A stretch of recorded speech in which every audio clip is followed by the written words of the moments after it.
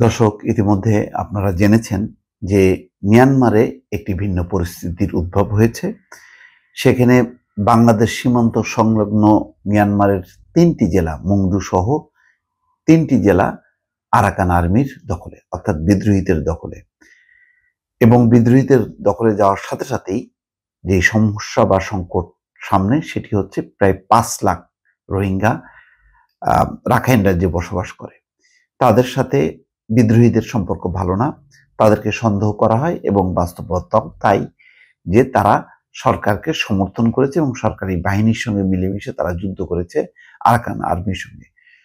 সুতরাং যেহেতু মংডু সহ ৩টা রাজ্য রাখাইন রাজ্যের প্রায় পুরোটাই দখলে চলে গেছে আরাকান আর্মির হাতে, ফলে আবার নতুন করে সেই আরাকান আর্মি ঠেলে দিতে পারে বাংলাদেশের দিকে ৫ লাখ রোহিঙ্গা।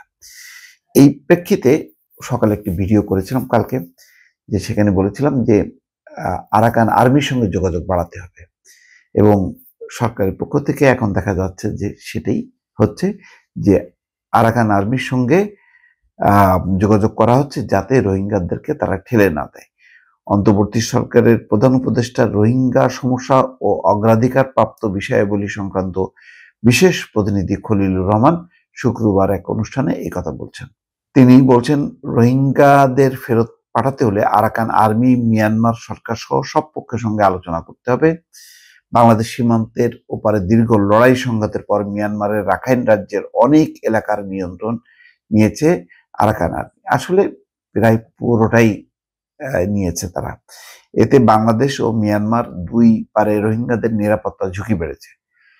রাখাইনে ৫ লাখের মতো রোহিঙ্গা আছে। রাখাইনে রোহিঙ্গাদের বাংলাদেশে ঠেলে দেওয়া হতে পারে এমন আশঙ্কা করা হচ্ছে। অনুষ্ঠানে অনলাইনে যুক্ত হয়ে প্রধান উপদেষ্টা রোহিঙ্গা সংক্রান্ত বিশেষ প্রতিনিধি খলিলুর রহমান বলেন যে রাখাইন রাজ্যের ৮০ থেকে ৮৫% জায়গা দখল করে নিয়েছে আরাকান আর্মি। বিশেষ করে যেসব এলাকায় রোহিঙ্গাদের প্রধান বসবাস, সেগুলোর নিয়ন্ত্রণ নিয়েছে।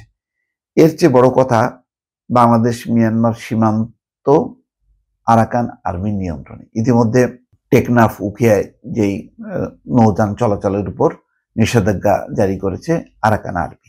আরাকান আর্মি হচ্ছে মিয়ানমার সরকারের একেবারে বিদ্রোহী একটা সেনা বাহিনী, যারা যুদ্ধ করছে মিয়ানমার সরকারের বিরুদ্ধে। সুতরাং এখন উল্টা পুরো ওই সীমান্ত এলাকা, সমুদ্র এলাকা সবকিছু নিয়ন্ত্রণ করছে আরাকান আর্মি। খলিলুর রহমান বলছেন, আরাকান আর্মির চূড়ান্ত অবস্থা কি হয় সেগুলো এখনো অস্পষ্ট, তবে ইতিমধ্যে উদ্যোগ নেওয়া হচ্ছে যাতে অন্তত সীমান্ত ব্যবস্থাপনার ব্যাপারে আরাকান আর্মির সঙ্গে যোগাযোগ থাকে। তবে গভীরভাবে বিবেচনা না করে কোনো পদক্ষেপ নেওয়া হবে না বলেও জানান তিনি। অর্থাৎ সংকটটা এমন যে বাংলাদেশ সরকার নিয়ম অনুযায়ী মিয়ানমার সরকারের সঙ্গে যোগাযোগ করার কথা, কিন্তু সেই যোগাযোগ করে লাভ হবে না এই কারণে, এবং বাংলাদেশ যদি মিয়ানমার সরকারের সঙ্গে যোগাযোগ এই মুহূর্তে বাড়ায়, তাহলে আরাকান আর্মি আরো ক্ষিপ্ত হবে এবং তারা রোহিঙ্গাদেরকে ঠেলে পাঠাবে। সুতরাং বাংলাদেশকে এখন দুই কুল মেনটেন করতে হবে, আরাকান আর্মির সঙ্গে যোগাযোগ করতে হবে, আবার মিয়ানমার সরকারের সঙ্গে। বর্তমান পরিস্থিতিতে শুধু একটি মানবিক বিপর্যয়ের বিষয় নয়, এটি দেশের আভ্যন্তরীণ ও জাতীয় নিরাপত্তার বিষয়ে উল্লেখ করে খলিলুর রহমান বলেন, একটা তাৎক্ষণিক উদ্বেগ ছিল বর্তমান অবস্থায় আরো বেশি করে রোহিঙ্গা শরণার্থী চলে আসে কিনা, এটা যাতে না হয় সেজন্য আন্তর্জাতিক চাপ বজায় রাখা হচ্ছে। দেখা যাক শেষ পর্যন্ত আরাকান আর্মির সঙ্গে যোগাযোগ করে রোহিঙ্গাদেরকে যদি ঠেকানো যায় তাহলে ভালো।